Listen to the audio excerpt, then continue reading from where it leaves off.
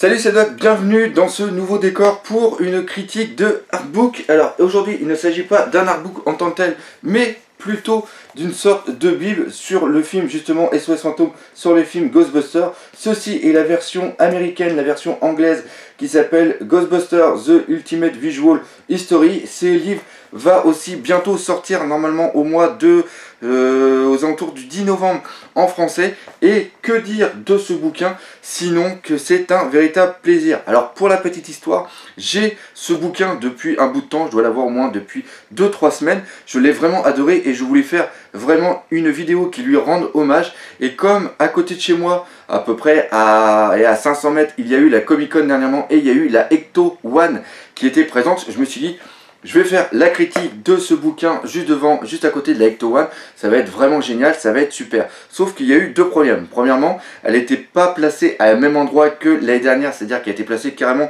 au centre du festival. Donc il y avait quand même pas mal de bruit autour, mais c'est pas ça le vrai problème. Le vrai problème, c'était les personnes qui géraient un petit peu tout ce qui se passait au niveau du Comic Con. Il y avait deux voitures, il y avait aussi la DeLorean et il y avait aussi deux autres voitures. L'autre c'était celle de K2000.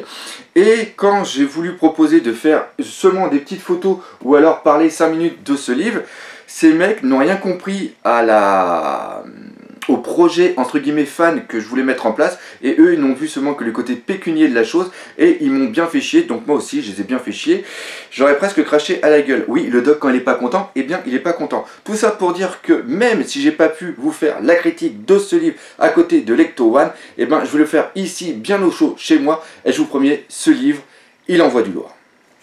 Alors déjà au niveau du format, vous pouvez voir que c'est un format qui est quand même assez bâtard. Il n'est pas dans le A4 comme la plupart des livres qu'on peut avoir d'habitude. Là c'est plus quelque chose de carré. Par contre au niveau de l'épaisseur, vous voyez, ça il est quand même bien épais. Il fait 220 pages et les pages, je vous jure, sont bien remplies.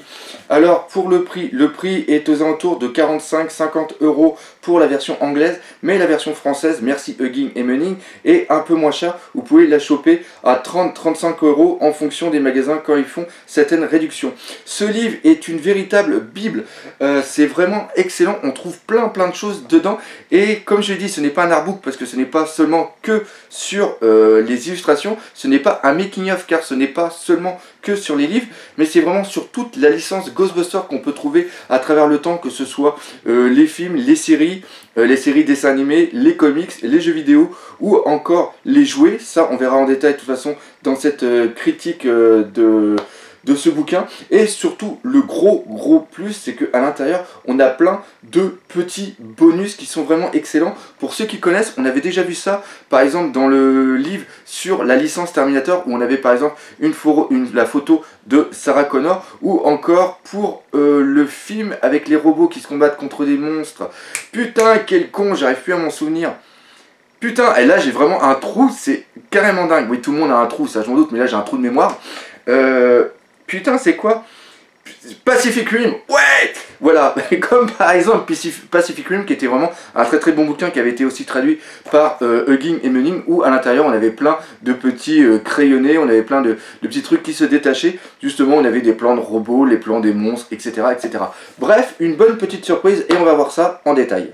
Le livre nous est présenté de la façon suivante. On a la première partie, c'est-à-dire au moins la moitié du bouquin qui est consacrée au premier film. En un sens c'est normal, car c'est lui qui a vraiment posé les bases, et c'est celui-là qui a vraiment été un phénomène. Après on a à peu près, je dirais, 80 pages qui sont dédiées au deuxième film, et après la dernière partie c'est tout ce qui va être annexe, mais ça on le verra tout à l'heure. Alors sur le premier film on a vraiment tout, on a pas mal de textes, et en un sens c'est pour ça que c'est vraiment très bien qu'il ait été traduit en français, mais les textes ne sont pas, comment expliquer ça? C'est-à-dire que quand on lit le bouquin une première fois, quand on le fait une première fois, il y a presque autant d'images que d'écriture, et le livre est vraiment agréable à l'œil. Et comme je vous l'ai dit tout à l'heure, avec les différents bonus qui parsèment à droite et à gauche le bouquin, on a vraiment quelque chose de très sympathique à feuilleter. Alors pour le premier film, on va bien sûr parler des personnages, où chacun va donner des petites anecdotes. Il y a aussi les réalisateurs et les personnes qui ont tourné qui vont donner leur point de vue, ce qu'ils avaient imaginé à la base. On a bien sûr tout ce qui va être le matériel qui est montré en détail. On a par exemple le Proton Pack avec quelques petits croquis. On a l'attrape fantôme, le PKE Meter. les lunettes aussi qu'ils avaient. Et ce qui est vraiment bien, c'est qu'à un moment on a un storyboard, et ça fait partie justement des bonus au niveau de ce livre, c'est à dire qu'on a un petit booklet avec le storyboard du passage où il y a le Bouffe-Tout qui est dans le, je vais y arriver, qui est dans l'hôtel au niveau de la salle de réception, et on voit sur ce storyboard que ça a été vraiment un premier jet. Déjà le Bouffe-Tout ne ressemble pas à ce qu'il est devenu après, et c'est surtout au niveau des costumes, au niveau des suites des Ghostbusters, ce n'est absolument pas ce que l'on va voir plus tard, et ça c'est vraiment bien car ça nous donne une autre vision du film. Et ce livre là pour moi a ce plus que certains livres par exemple n'auraient pas eu. Et on ne peut pas parler de Ghostbusters sans parler bien sûr de l'Ecto-1, qui est pour moi même presque un personnage vraiment au niveau de ce film, comme la DeLorean est un personnage pour moi de Retour vers le futur. Et là on a 3-4 pages qui sont vraiment détaillées, plein de belles photos en détail, et surtout ce qui est pour moi le plus important, c'est les croquis de recherche au niveau de la Ecto-1. Savoir que la base c'était une Cadillac 1959, une Miller Meteor. Ces dessins sont vraiment excellents, c'est des dessins d'époque, donc c'est sûr que ça a pris un petit coup de vieux, mais on voit tous les petits détails qu'ils ont apportés, les petites explications, c'est vraiment excellent. Et aussi au départ cette voiture devait être noire avec des gyrophares, mais après ils se sont aperçus que vu que le film était quand même quelque chose d'assez sombre, voir une voiture sortant à toute vitesse sombre avec seulement des gyrophares, ça n'avait pas assez d'impact, et le blanc était beaucoup plus visible, beaucoup plus percutant, et ça c'est vraiment excellent. Encore une fois, pareil, on ne peut pas parler d'OSOS Fantôme sans parler des fantômes. Bravo, merci, je vois qu'il y en a certains qui suivent, et vraiment ils sont tous présents, que ce soit les chiens de la terreur, le Bouffe-Tout, la revenante au niveau du début dans la bibliothèque, ou tout simplement le chamallow géant, le chamallow bibendum, qui est vraiment quelque chose de mythique par rapport à ce film. Pareil, beaucoup de recherches, et c'est ça que j'apprécie énormément dans ce type de livre, cette véritable, moi je dirais carrément une bible, c'est qu'on a vraiment toutes les recherches, tous les aspects qu'on aurait pu avoir sur les monstres, et sur les monstres, non pas sur les monstres, mais plutôt sur les fantômes, et après savoir quels choix ont été faits, pourquoi. Bref, je ne vais pas trop vous spoiler, mais on a vraiment toutes ces informations dans ce livre. Et tout ce qui a été fait pour le premier film est aussi présent pour le deuxième film. On voit vraiment tout, l'évolution normalement que la voiture l'Ecto-1 aurait dû avoir, c'est-à-dire qu'elle aurait dû prendre après une base plus de limousine, plus de grand taxi, mais l'Ecto-1 était tellement emblématique au niveau du premier film, c'était tellement une marque. C'est comme si qu'ils avaient changé, j'en reviens beaucoup pour Retour vers le futur, parce que justement il y a un livre qui est aussi sorti pour justement les 30 ans du film, et s'ils avaient changé dans le futur, par exemple quand on revient au futur, s'ils avaient changé la DeLorean, ça aurait complètement enlevé une identité du film, et là c'est exactement pareil avec l'Ecto-1, c'est-à-dire qu'on voit qu'ils ont repris la même base avec quelques petites améliorations, quelques petites modifications, mais c'est des trucs vraiment subtils. Après on a exactement la même chose avec les fantômes.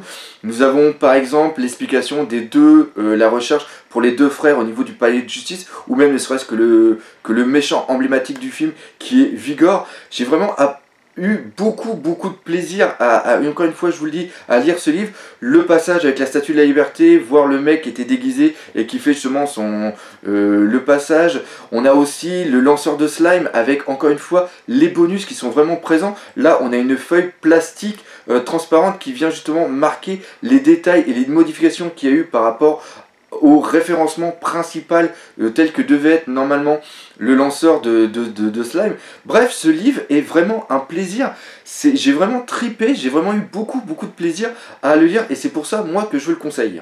Et vraiment le gros plus de ce livre par rapport à d'autres, ils auraient pu seulement se limiter à faire un livre sur les deux films. Il y avait vraiment de quoi remplir les 220 pages, mais ils ont quand même gardé à l'esprit que Ghostbusters, ce ne sont pas que les films, c'est aussi des licences à côté, et c'est super agréable de revoir par exemple de vieux jeux comme celui-là par exemple sur la NES, ou alors sur le Commodore 64. Il y a aussi eu le remake qui avait été fait sur PC qui est aussi présent. On a aussi les comics, franchement que moi personnellement je ne connaissais pas, mais à avoir regardé quelques pages au niveau de ce bouquin, ça m'a donné vachement envie de pouvoir encore une fois m'intéresser et découvrir d'autres choses sur le phénomène Ghostbusters.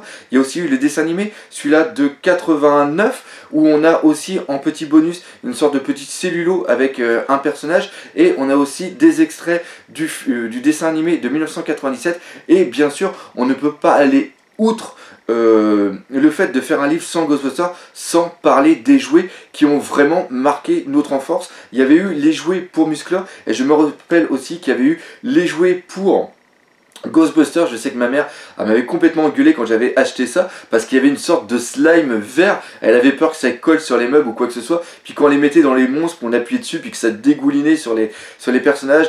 Je l'avais jamais eu, mais j'avais eu un pote qui avait eu l'Ecto One, qui était complètement énorme, c'était un jouet qui avait fait rêver énormément d'enfants. Bref, ce livre est vraiment un coup de cœur, car il joue vraiment sur la fibre nostalgique, mais il apporte un plus, c'est-à-dire que ça aurait pu être un livre qui se serait vendu, tu mets Ghostbusters au moment où il y a l'autre film qui va sortir, et on fête justement les 30 ans de la licence, le livre aurait pu parfaitement se vendre, mais non, là les mecs ils ont vraiment fait un travail de fond, ils ont apporté des plus, et ça c'est vraiment génial. Le seul petit défaut que j'aurais à la rigueur sur ce bouquin, c'est les bonus, ils sont un petit peu collés au niveau des pages, et si certains veulent par exemple les enlever ou quoi que ce soit, après les pages vont être un petit peu collantes les unes par rapport aux autres, mais c'est vraiment pour chipoter, vraiment trouver un petit aspect négatif sur ce bouquin.